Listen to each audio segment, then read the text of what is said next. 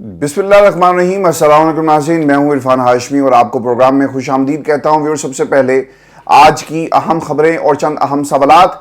शहबाज शरीफ के खिलाफ अदम एतमाद, पाकिस्तान पीपल्स पार्टी कौन सा इशारा दे रही है और अदम एतमाद का ये मामला कहां से उठ रहा है, इसकी मुकम्मल तफसील आपके सामने रखेंगे। और फिर सुप्रीम कोर्ट ऑफ पाकिस्तान में 4 एडहॉक जजेस का मामला, एक ने इनकार किया, वजह क्या बनी है और काजी साहब अब कौन सा खेल 19 तारीख को खेलने जा रहे हैं, इसकी मुकम्मल तफसील भी आज की इस नशिस्त में मैं आपके सामने रखूंगा। और फिर अडयाला जेल में नैब का छापा, 3 घंटे तक बुशरा बीबी और इमरान खान से क्या गुफ्तगू होती रही और क्या सवाल पूछे गए, इसकी तफसील भी आज की इस नशिस्त में मैं आपके साथ मुकम्मल शेयर करूंगा व्यूअर्स। लेकिन सबसे पहले आपको बता दें कि पाकिस्तान तहरीक इंसाफ के खिलाफ पाबंदी नामंजूर के नारे अब नून लीग के अंदर से लग रहे हैं। बहुत सारे नून लीगी रहनुमा जो हैं वो बोल पड़े हैं। रात मैंने जिससे आपको बताया था कि आबिद शेर अली, उन्होंने भी टेलीविजन पर बैठकर ये बात कही कि आप पाकिस्तान तहरीक इंसाफ पर अगर पाबंदी लगाएंगे तो इससे हालात मजीद ख़राब होंगे। जवेद लतीफ़ साहब अब से कुछ ही देर पहले प्रेस कॉन्फ्रेंस कर रहे थे और उन्होंने भी इस हवाले से ये जो पाबंदी है इसके खिलाफ अपनी आवाज़ को बुलंद किया और वो ये कहते हैं कि इदारे कौम को बताएं कि पाकिस्तान के खिलाफ साजिशों के उनके पास क्या सबूत हैं। फॉरेन फंडिंग और साइफर के सबूत भी कौम के सामने रखे जाएं और किस तरह इमरान खान को पॉपुलर करने के लिए मिलकर अरेंजमेंट जो है वो की जा रही है। अच्छा, अब ये जो बातें शवाहिद और कौम से जो तकाजा कर रहे हैं कि कौम के सामने रखा जाए, इस पर मैं आगे चलकर बात करता हूँ। लेकिन व्यूअर्स, एक चीज़ जिसका जवाब देना जवेद लतीफ़ को बहुत ही इंपॉर्टेंट है। जवेद लतीफ़ आज पाकिस्तान में अमरीकी मुदाखलत का बार बार जिक्र कर रहे थे। उन्होंने सी पैक का हवाला दिया कि बताया जाए कौम को कि वो कौन से अनासिर हैं जो सी पैक को, 2 सुपर पावर्स आपस में लड़ती हैं और हमारी रोटी हमसे छीन ली जाती है। सर, यही बातें तो इमरान खान जब करता है तो आप उसे कहते हैं कि ये गद्दारे वतन है, सबूत लेकर आओ। साइफर, आज आपको साइफर दोबारा से याद आ गया। इनकी बातों में इनके वजूद की तरह पूरे का पूरा तजाद है। आप नवाज शरीफ के अलम को उठाकर आगे बढ़ने की कोशिश करते हैं, लेकिन ये अलम आप पर कितना भारी पड़ेगा शायद आपको इस बात का अंदाज़ा नहीं है, क्योंकि आपके लीडर ने पाकिस्तान के अंदर फस्तायत और जो डिक्टेटरशिप और आमराना जो निज़ाम जो हुकूमत है इसकी एक नई मिसाल रख दी है। और आमरीत कैसी होती है, सिविल डिक्टेटरशिप किस तरह की होती है। अब जब भी तारीख लिखी जाएगी नवाज शरीफ का नाम इसमें सरे फहरिस्त होगा। फिर वो ये कहते हैं कि हुकूमत कोई भी इकदाम लेने से पहले शवाहिद कौम के सामने रखे, किसी पर पाबंदी से पहले आवाम को एतमाद में लेना ज़रूरी है। इस तरह पहले भी कहा जाता रहा कि कल को जवेद लतीफ़ कहेंगे कि जिस तरह 3 केसेस में 5 दिन में सज़ा दी गई वो इमरान खान को इलेक्शन जितवाने के लिए किया गया। अब पाबंदी के बाद जब पाकिस्तान तहरीक इंसाफ की मकबूलियत मज़ीद बढ़ जाएगी तो पाकिस्तान मुस्लिम लीग नून भी यही कहेगी। और आज ये जो जवेद लतीफ़ साहब हैं वो यही ज़ुबान बोल रहे हैं। अब अवाम पाकिस्तान पार्टी, शाहिद खाकान अब्बासी साहब जी, उन्होंने भी इसकी मुखालफत की है और वो ये कहते हैं कि सियासी जमात पर पाबंदी का इख्तियार हुकूमत के पास नहीं है, बल्कि हुकूमत का अपना मैंडेट मशकूक है। 2/3 अक्सरियत वाली हुकूमत का भी पाबंदी का फैसला करना मुनासिब नहीं है और पीपल्स पार्टी से जी अब आवाज़ें उठ रही हैं। और मैंने कल भी ये बात कही थी कि पीपल्स पार्टी को खुलकर सामने आना चाहिए। कम से कम इस हद तक वो सामने ज़रूर आ गए। शाजिया मरी ने भी जी इसके ऊपर खुलकर बात की है, फरतुल्लाह बाबर ने खुलकर बात की है, इसके अलावा शहरी रहमान ने भी खुलकर बात की और उन्होंने कहा कि हमें इस बारे में इत्तेमाद में नहीं लिया गया और इत्तेहादी हुकूमतें ऐसे नहीं चलती। फरतुल्लाह बाबर, खुर्शीद शाह, शर्जील मेमन, पाकिस्तान तहरीक इंसाफ पर पाबंदी के ऐलान से पहले पीपल्स पार्टी से मुशावरत नहीं की गई और इस पर अब खुलकर जो है वो बात हो रही है। शहरी रहमान कहती हैं कि हमें कोई अंदिया नहीं था कि पीटीआई पर पाबंदी लगने जा रही है। बजट में भी देखा, हम अपनी राय के मुताबिक कुछ कर नहीं सके। हमने उनसे कहा था कि इस तरह मत कीजिए, इत्तेहाद इस तरह नहीं चलते। अब पार्टी का जो भी फैसला होगा इसके साथ खड़े हैं। सर, मसला यहाँ पर ये है बीबी कि आप इस किस्म की बातें करके निकल जाते हैं। आपको बजट के ऊपर तहफ़्फ़ुज़ात थे तो आप इस हुकूमत से अलग हो जाते हैं, लेकिन आपने इत्तेमाद का एक तरह से वोट दिया, आपने एक टोकन एहतजाज किया, लेकिन पाकिस्तान पीपल्स पार्टी उस हुकूमत के साथ खड़ी थी क्योंकि आपको कान से पकड़कर, शहरी रहमान साहिबा, कान से पकड़कर, आपको तो खैर दोनों कानों से पकड़कर बिठाना चाहिए, कान से पकड़कर आपको किसके साथ बिठाया गया? आपको मुस्लिम लीग नून की हुकूमत के साथ बिठाया गया और कहा गया कि आप काम करें, क्या PTI पीपल्स पार्टी से बातचीत करेगी जी? अब मसला यहाँ पर यही, जो अदम एतमाद वाला मामला है ना, पाकिस्तान तहरीक इंसाफ को ये करना चाहिए और कम से कम जो वोटर्स हैं उसे टेस्ट आप ज़रूर करें। और अब लतीफ़ खोसा ने एक टेलीविजन प्रोग्राम में बैठकर ये अदम एतमाद वाला मामला जो है उठा दिया है। वो ये कहते हैं कि तहरीक अदम एतमाद के लिए पीपल्स पार्टी से राब्ते के लिए तैयार है। हमारी फॉर्म 47 को लेकर शिकायत ज़्यादातर नून लीग और MQM से मुतल्लिक हैं, लेकिन इमरान खान कई बार कह चुके कि पाकिस्तान पीपल्स पार्टी से बातचीत नहीं होगी। तो क्या पार्टी की क़यादत इमरान खान को रजामंद कर पाएगी?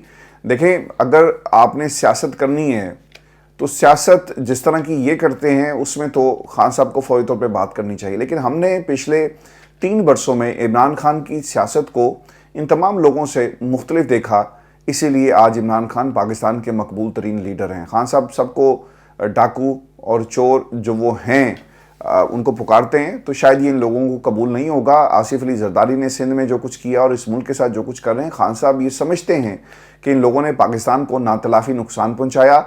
इसलिए जब आप इतने सारे महाउस खोल देते हैं और इतने सारे लोगों को आप चार्ज करते हैं, तो ऑब्वियसली फिर मामलात आहिस्ता आहिस्ता आपके लिए मुश्किल होना शुरू हो जाते हैं, और जो खान साहब के साथ हो रहा है। लेकिन इमरान खान का जो मौक़िफ़ है वो कौम के सामने है और कौम इस मौक़िफ़ के साथ खड़ी है। इसीलिए इमरान खान की सियासत को तो जी कोई नुकसान नहीं पहुंचा सकता। इमरान खान ने अलबत्ता जेल में बैठकर इनकी सियासत को ना सिर्फ नुकसान पहुंचाया बल्कि ख़त्म कर दिया है। अब मुस्तकबिल में क्या होगा? अब हालात इस नहज पर पहुंच चुके हैं जहां से एक फरीक को हर सूरत पीछे हटना पड़ेगा। या तो पाकिस्तान की इस्टेब्लिशमेंट इस सारी सूरत हाल में पीछे हटेगी और जजेस पर दबाव कम करना होगा, या फिर जजेस को इस सारी सूरत हाल में पीछे हटना होगा और इस्टेब्लिशमेंट की जो मंशा है उसके मुताबिक फ़ैसले करने होंगे। लेकिन ना तो जजेस पीछे हटने को तैयार हैं और ना ही पाकिस्तान की इस्टेब्लिशमेंट पीछे हटेगी। 6 जजेस का सुप्रीम जुडिशल काउंसिल को ख़त लिखना, फिर इस्लामाबाद हाई कोर्ट 4 जजेस के खिलाफ ख़त लिखना, सुप्रीम कोर्ट 2 जजेस के इस्तीफ़े, सरगोदा जो ATC कोर्ट ने जिस तरह से जज को धमकियां मिली, जस्टिस तारिक महमूद की जारी डिग्री की मुहिम, जस्टिस बाबर सत्तार के खिलाफ दोहरी शरीयत की मुहिम, इस सब के साथ जजेस अब पीछे हटने को बिल्कुल भी तैयार नहीं, हटना भी नहीं चाहिए, क्योंकि आप कौन सा कोई गलत बात कर रहे हैं। आप पाकिस्तान की बात करें ना, आइन और कानून की बात करें, आपको क्यों पीछे हटना चाहिए? नहीं हटना चाहिए। दूसरी तरफ इस्टेब्लिशमेंट है जी, वो माफ़ी के बगैर ना PTI से बात नहीं करेगी। ये सिर्फ अना की जंग है। आज जवेद लतीफ़ की इस बात से मैं बिल्कुल एग्री करता हूं कि आप अपनी अना को साइड पे रखें, ये जो अना का टोकरा है इसे साइड पे रखें और पाकिस्तान की बात करें। और जो उन्होंने ये बात की ना कि गोल मेज कॉन्फ्रेंस बुलाई जाए, तो जवेद लतीफ़ साहब बुलाएं, बिल्कुल बुलाएं पाकिस्तान के लिए। पाकिस्तान की अवाम भी इस गोल मेज कॉन्फ्रेंस में शिरकत करेगी, लेकिन मसला सिर्फ ये है कि क्या आप कैदी नंबर 804 को भी इस गोल मेज कॉन्फ्रेंस में बैठाएंगे, क्योंकि उसके बगैर इस गोल मेज कॉन्फ्रेंस में पाकिस्तान की आवाम नहीं आएगी। अब अगर पाकिस्तान तहरीक इंसाफ पर पाबंदी के मामले में अदालत मजीद कोई सख्त रद्दमल देती है या फिर इसके खिलाफ फैसला करती है, तो हालात व्यूअर्स मजीद ख़राब हो जाएंगे। मुज़ाकरात करने वाला पहले कोई भी नहीं था, पहले चौधरी शुजात साहब थे, मौलाना जैसे लोग मुज़ाकरात कराते थे। अब मुज़ाकरात नहीं हो रहे।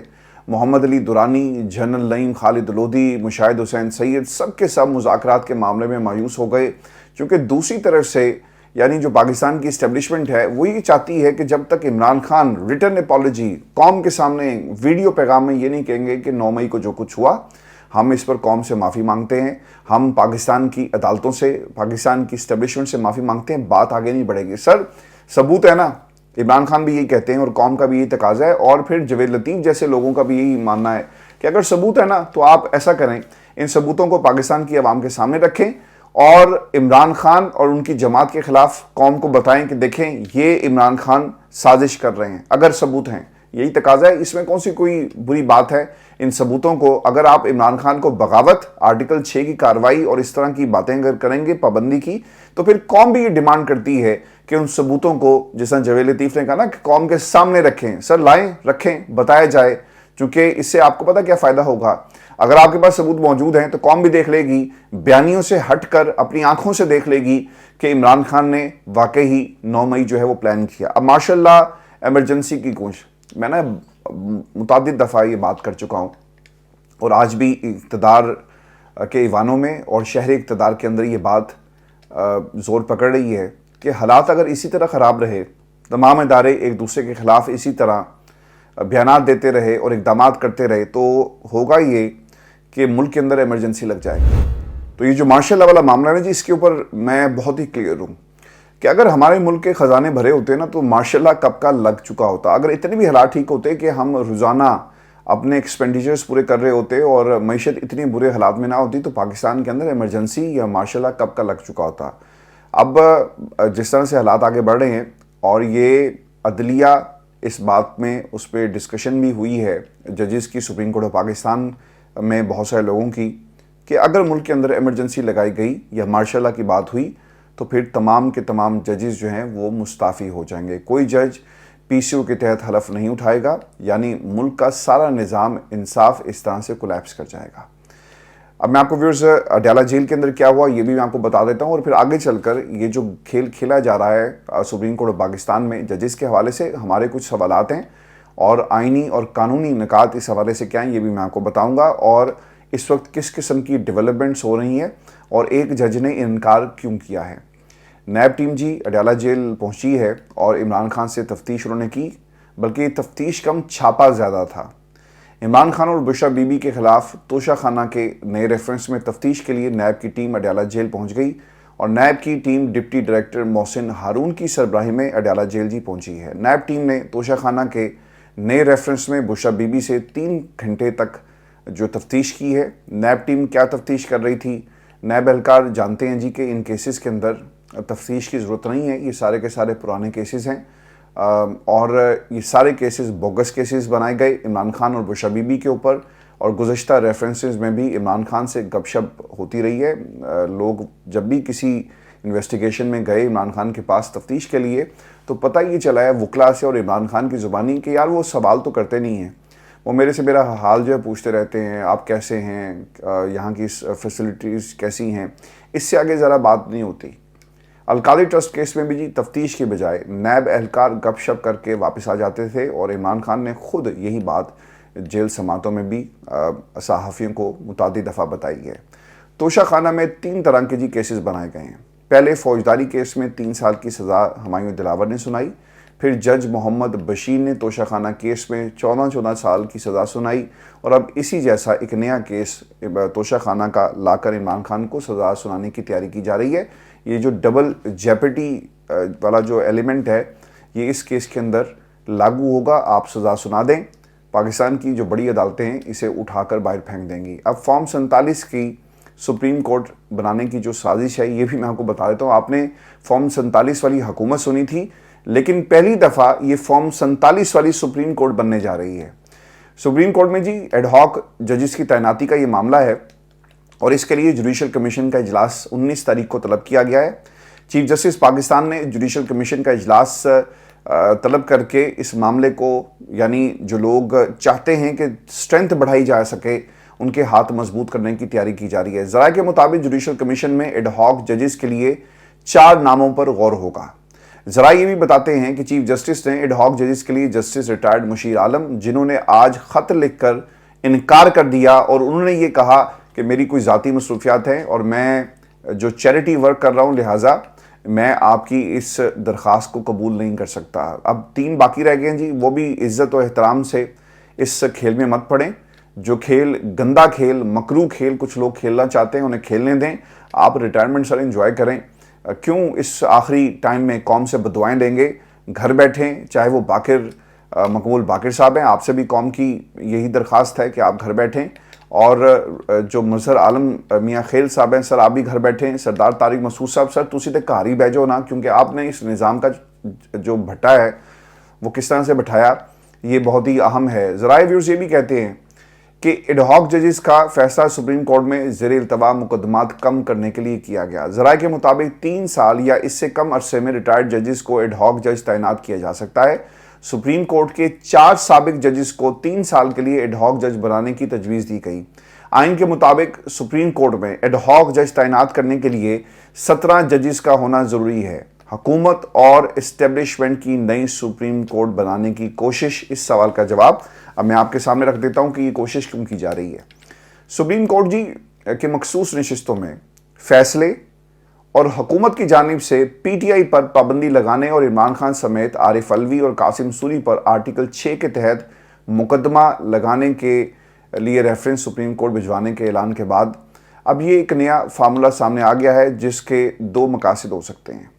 سپریم کورٹ کے مخصوص نشستوں کے فل کورٹ فیصلے پر نظر ثانی کی اپیل میں عدالت کی جو شکل ہے اسے تبدیل کیا جائے، الیکشن کمیشن کے حق میں فیصلہ دلوایا جائے۔ اگر 13 رکنی بینچ سے اکثریتی فیصلہ آیا تھا تو اب یہ جو ایڈ ہاک ججز ہیں ان کے ذریعے یعنی ان کی تعیناتی کے ذریعے 20 رکنی فل کورٹ میں یہ فیصلہ 12-8 کی اکثریت سے آ سکتا ہے۔ پاکستان تحریک انصاف پر پابندی لگانے اور عمران خان سمیت دیگر 2 شخصیات پر آرٹیکل 6 لگانے کے ریفرنسز کی منظوری کے لیے ان 4 ایڈ ہاک ججز کو استعمال کیا جائے گا، اور دلچسپ بات یہ ہے کہ جسٹس ریٹائرڈ مظہر عالم میاں خیل نے قاسم سوری رولنگ کیس میں عمران خان، عارف الوی اور قاسم سوری پر آرٹیکل 6 لگانے کی تجویز دی تھی۔ ڈی آئی خان سے تعلق رکھنے والے جسٹس ریٹائرڈ مظہر عالم میاں خیل JUI کی نظریات سے بہت زیادہ متاثر سمجھے جاتے ہیں، اسی لیے ان کو ان 4 ایڈ ہاک ججز میں شامل کیا گیا۔ اب یہ جو جوڈیشل کمیشن ہے اس میں کیا ہو سکتا ہے؟ یہ کہ بہت ہی ووٹنگ کا معاملہ نا ایک کلوز کال ہو سکتی ہے۔ اس 9 رکنی کمیشن میں چیف جسٹس قاضی فائز عیسیٰ کے علاوہ جسٹس منصور علی شاہ، جسٹس منیب اختر، جسٹس یحییٰ آفریدی، جسٹس امین الدین خان، جسٹس ریٹائرڈ منظور احمد ملک، وفاقی وزیر قانون اعظم نذیر تارڑ، اٹارنی جنرل منصور ایوان اور سینئر ایڈوکیٹ اختر حسین شامل ہیں۔ بظاہر چیف جسٹس، وزیر قانون، جسٹس امین الدین خان اور اٹارنی جنرل ان تعیناتیوں کی حمایت کریں گے، جبکہ جسٹس منصور، جسٹس منیب اور جسٹس آفریدی اس کی مخالفت کرتے ہوئے ہمیں نظر آئیں گے۔ منظور ملک اور سینئر جو ایڈوکیٹ اختر ملک کا ووٹ خاص اہمیت کا حامل ہوگا، اور یہ سوال کہ ریٹائرڈ جرنیلوں کے بعد اب ریٹائرڈ ججز کا سیزن شروع ہوگا۔ اگر سپریم کورٹ میں ججز کا اتنا ہی کال پڑ گیا تو پھر سابق چیف جسٹس افتخار چودھری صاحب سے بھی آپ رابطہ کریں جی، وہ بھی آئیں اور آ کر بیٹھیں، کیونکہ وہ گھر میں بیٹھے کیا کر رہے ہوں گے؟ قوم کی خدمات ہر عمر میں آپ کو کرنی چاہیے، تو آپ آئیں اور اپنا بھی حصہ ڈالیں۔ اس طرح ثاقب نثار صاحب کو بھی بلائیں، شیخ عظمت سعید صاحب کو بھی بلائیں، اور میں تو یہ یہاں تک کہوں گا کہ شیخ عظمت سعید صاحب کے علاوہ آپ عمر عطا بندیال صاحب کو بھی لے کر آئیں۔ آپ اس کے علاوہ جسٹس اعجاز الحسن صاحب کا جو استعفیٰ ہے اسے سائڈ پہ رکھوائیں اور انہیں کہیں جی آئیں قوم کی خدمت کریں، اور آصف سعید کھوسہ کو بھی لے کر آئیں۔ تمام ججز جنہوں نے پاناما میں فیصلے دیے آپ ان کو بھی بلا کر لائیں، اگر آپ واقعی چاہتے ہیں کہ پاکستان میں عدالتوں کا بوجھ کم ہو۔ اب عدلیہ کا کیا بڑا امتحان شروع ہو گیا۔ اصل بوجھ پاکستان کی جو عدالتیں ہیں اور اس عدالت میں بیٹھے ہوئے سینئر ترین جج جسٹس منصور علی شاہ اور جسٹس منیب اختر کے کندھوں پر آن پڑا ہے، اور وہ اس معاملے پر کیا پوزیشن لیتے ہیں اور باقی ممبران کو کس طرح سے قائل کرتے ہیں، یہ بہت ہی اہم ہوگا۔ اور رکاوٹ اس میں کیا ہو سکتی ہے؟ اگر سپریم کورٹ کے 17 ججز کی جو تعداد ہے وہ پوری ہو تو پھر ایڈ ہاک ججز تعینات کیے جا سکتے ہیں، اور اس وقت ججز کی جو تعداد ہے وہ 16 ہیں، اور ایڈ ہاک ججز کی تعیناتی میں یہ ایک بڑی رکاوٹ ہو سکتی ہے۔ یعنی سوال ہو سکتا ہے نا کہ سر آپ کی تو پہلے ہی اپنی جو پوزیشن ہے یعنی اسٹرینتھ پوری نہیں ہے، تو آپ ایڈ ہاک ججز کیوں لے رہے ہیں؟ آپ پہلے اپنی پوزیشن کو پوری کریں، یعنی پہلے 17 ججز کو پورا کیا جائے، پھر آپ ایڈ ہاک ججز پر جا سکتے ہیں۔ سپریم کورٹ کے نئے ججز کی تعیناتی کس کھاتے میں ہوئی؟ 25 جون کو لاہور ہائی کورٹ کے چیف جسٹس ملک شہزاد اور لاہور ہائی کورٹ کے جسٹس شاہد بلال اور سندھ ہائی کورٹ کے چیف جسٹس عقیل عباسی کو سپریم کورٹ کا جج تعینات کیا گیا، جس کے بعد سپریم کورٹ کے ججز کی تعداد 16 ہو گئی تھی، اور ان ججز میں سپریم کورٹ میں جو مزید 4 ایڈ ہاک ججز تعینات کرنے کا جو فارمولا سامنے آیا، یہ بتا رہا ہے کہ 3 نئے ججز پر چیف جسٹس صاحب اعتماد کرنے کو تیار نہیں ہیں، اور زیر التواء کیسز کی تعداد کم کرنے کے لیے ان کو اب ایڈ ہاک ججز کی یاد ستا رہی ہے۔ سر یہ گیم جہاں سے کھیلی جا رہی ہے وہیں سے کھیلی جا رہی ہے۔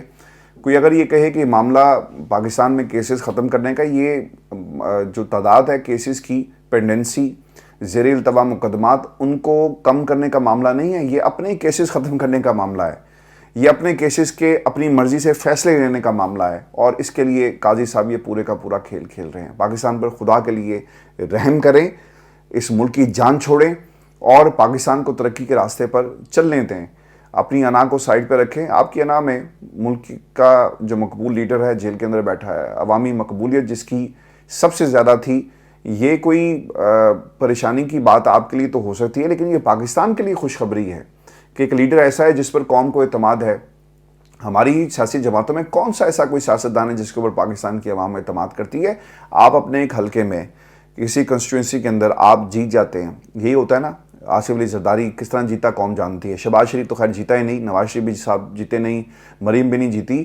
آپ اسے ایک نشست کے اوپر پورے ملک کے اوپر حکمرانی کرنا شروع کر دیتے ہیں۔ مجھے تو خیر یہ نظام ہی غلط لگتا ہے، چونکہ جو پاپولر ووٹ ہے نا، ڈائریکٹ ووٹ سے جب پاکستان کی عوام لوگوں کو لے کر آئے ایوان کے اندر، تو پھر حکومتیں جو ہے نا سرکار وہ مضبوط ہوتی ہیں۔ ڈائریکٹ الیکشن یعنی وزیر اعظم کا ووٹ ڈائریکٹ ہو، 3-4 ہر جماعت اپنے امیدوار کو کھڑا کرے، جس طرح جو بائیڈن اور ٹرمپ صاحب کھڑے ہو گئے، ڈائریکٹ ووٹ ہو، اور ڈائریکٹ ووٹ ہونے کے بعد اس بات کا فیصلہ کیا جائے کہ وزیر اعظم جو ہے پاکستان کی عوام کس کو بنانا چاہتی ہے۔ پتہ لگ جائے گا کہ قوم میں کون مقبول ہے۔ اپنا خیال رکھیے گا، اگلی ویڈیو میں آپ سے ملاقات ہوگی، اجازت دیجیے، اللہ نگہبان۔